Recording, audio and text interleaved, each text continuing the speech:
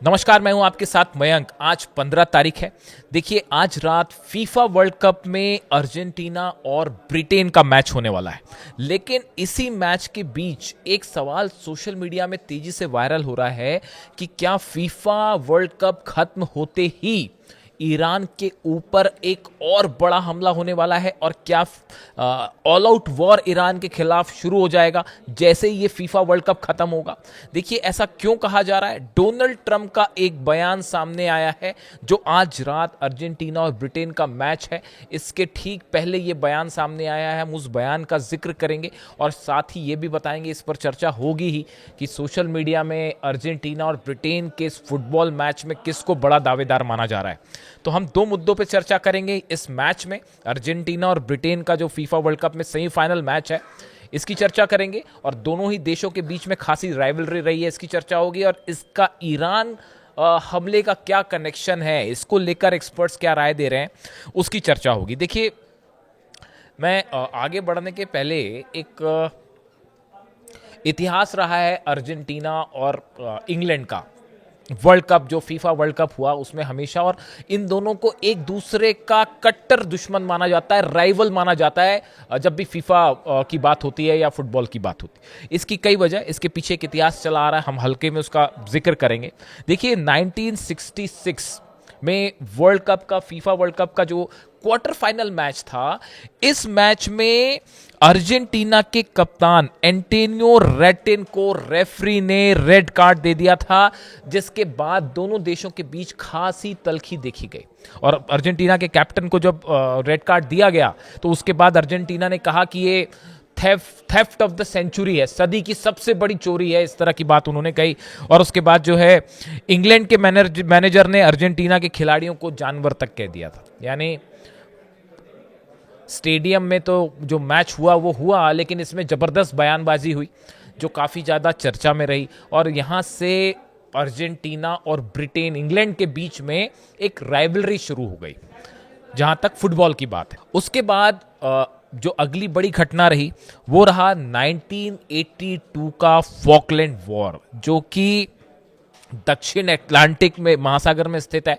Falkland island जो है वो, और अर्जेंटीना और ब्रिटेन के बीच इस फॉकलैंड आइलैंड को लेकर एक जंग हुई। काफ़ी खूनी जंग थी, हालांकि बहुत लंबी नहीं चली, लेकिन ये जंग हुई जिसने दोनों देशों के बीच में राइवलरी को अपने चरम पर पहुंचा दिया था।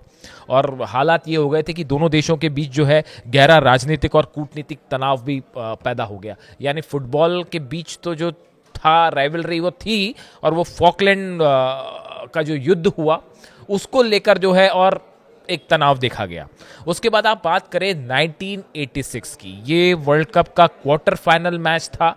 शायद पूरी दुनिया इस बात को जानती है, डिएगो माराडोना ने जो हैंड ऑफ गॉड गोल कहते हैं, इंग्लैंड और अर्जेंटीना का मैच चल रहा था, क्वार्टर फाइनल मैच था, उसमें बॉल पास की गई डिएगो माराडोना को, और माराडोना ने जब गोल किया और वो हेडर लेना चाहते थे शायद, लेकिन उनके हाथ से बॉल लगती है और वो इंग्लैंड के गोल पोस्ट में चली जाती है। वो हैंड था, लेकिन रेफरी जो थे वो उसे देख नहीं पाए, उन्होंने अर्जेंटीना को गोल दे दिया। और उसके बाद जो है पूरी दुनिया में ये हैंड ऑफ गॉड की तरह से की रूप में जाना जाने लगा, और उसके बाद इसको लेकर खासा विवाद हुआ। और इसने जो है इंग्लैंड और अर्जेंटीना के बीच एक बार फिर जो है वो अपनी इनकी राइवलरी जो है वो चरम पर पहुंच गई। ऐसी देखिए 1998 का जो वर्ल्ड कप था, राउंड ऑफ 16 का मैच था।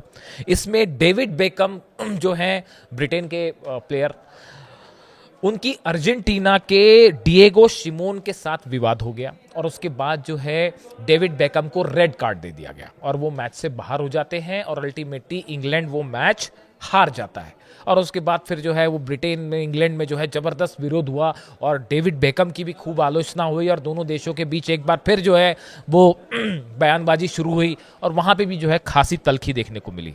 अब देखिए, अगर इस फीफा वर्ल्ड कप की बात की जाए, इसमें दोनों टीमों के अब तक के सफर तक, सेमीफाइनल के सफर पर अगर नजर डाली जाए, तो आप देखिए इंग्लैंड ने जो है वो शानदार शुरुआत करते हुए ग्रुप स्टेज में क्रोएशिया को पहले 4-2 से हराया। उसके बाद घाना के साथ 0-0 खेला उन्होंने, फिर पनामा को 2-0 से हराया। उसके बाद जो है नॉकआउट में कांगो डीआर, मैक्सिको, और क्वार्टर फाइनल में नॉर्वे को 2-1 से हराया। यानी इंग्लैंड जो है जीतता रहा मैच और दबदबा बनाए रखा उसने। इसके अलावा अगर आप स्टार प्लेयर्स की बात करें इंग्लैंड के, तो हैरी केन जो है उनकी तरफ से शानदार परफॉर्मेंस जारी है। इसके अलावा जूड बेलिंगम जो है इनकी तरफ से शानदार परफॉर्मेंस जारी है। और गौर करने वाली बात यह है कि इंग्लैंड ने अब तक जो 13 गोल किए हैं उसमें से 12 गोल केन और जूड बेलिंगम के बीच में, दोनों ने 6-6 गोल किए हैं। ये अपने आप में एक रिकॉर्ड है कि टोटल 13 गोल अब तक इंग्लैंड ने किए हैं, जिसमें से 12 गोल ये दोनों ने मिलकर किए हैं। यानी ये दोनों बड़े दावेदार हैं अगले मैच के लिए। और अगर अर्जेंटीना की आप बात करें, देखिए अर्जेंटीना ने ऑस्ट्रेलिया को पहले अल्जीरिया को 3-0 से हराया, ऑस्ट्रिया को 2-0 से हराया, जॉर्डन को 3-1 से हराया। लेकिन इसके बाद के जो मैचेस थे, चाहे वो काबो वर्डे के साथ हो या फिर राउंड ऑफ 16 में इजिप्ट के साथ रहा हो या स्विट्जरलैंड के साथ, ये सब के सब मैच बहुत ही टाइट हुए अर्जेंटीना के। और एक बार तो ऐसा लगा कि शायद जो है वो इजिप्ट से हार भी जाएंगे, और 2 गोल से पीछे होने के बाद आखिरी के 17 मिनट में 3 गोल मारे। यानी अर्जेंटीना की टीम देखिए वर्ल्ड चैंपियन है, लेकिन स्ट्रगल करके आगे बढ़ रही है। तो ऐसे में आज का मैच जो है वो बेहद टाइट हो सकता है। और दूसरी चीज़ देखें आप, अर्जेंटीना के जो 17 गोल हैं उसमें 8 गोल मेसी ने किए हैं। तो मेसी पे बहुत कुछ डिपेंड करेगा। अर्जेंटीना के प्लेयर्स ये मान के चल रहे हैं, मतलब व्यूअर्स ये मान के चल रहे हैं कि मेसी जो है एक बार फिर उनका परफॉर्मेंस होगा, अपने दम पे वो जीत दिला देंगे। तो यानी अब ये मुकाबला जोरदार देखने को मिलेगा। इस दोनों की राइवलरी की अगर बात की जाए, देखिए दोनों टीम के बीच में किसी एक टीम को बेहतर कहना संभव नहीं है। जो जिस तरह की चर्चाएं सोशल मीडिया पे है, दोनों टीम के प्लस माइनस है। लेकिन मेसी जो है बड़ा एक्सपीरियंस रहा है, सबसे ज़्यादा तजुर्बेकार प्लेयर है। और हैरी केन जो है वो भी काफ़ी, शायद आखिरी वर्ल्ड कप उनका भी। तो ऐसे में मैच जो है ज़बरदस्त टाइट मैच देखने को मिलेगा।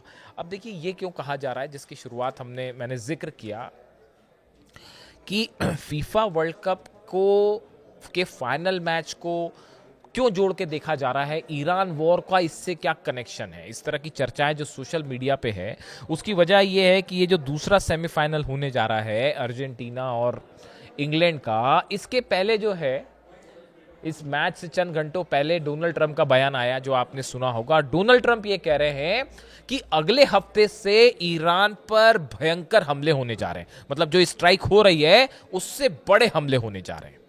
तो अब ये डोनाल्ड ट्रंप ने अगले हफ्ते अभी कर देते, अगले हफ्ते का क्या इंतजार कर रहे हैं। कई एक्सपर्ट ये राय दे रहे हैं कि क्या इस बात का इंतजार किया जा रहा है कि फीफा वर्ल्ड कप खत्म हो, उसके बाद ये ऑल आउट वॉर शुरू किया जाए, क्योंकि इसका परिणाम बेहद घातक होगा और पूरी दुनिया पे इसका असर पड़ने जा रहा है।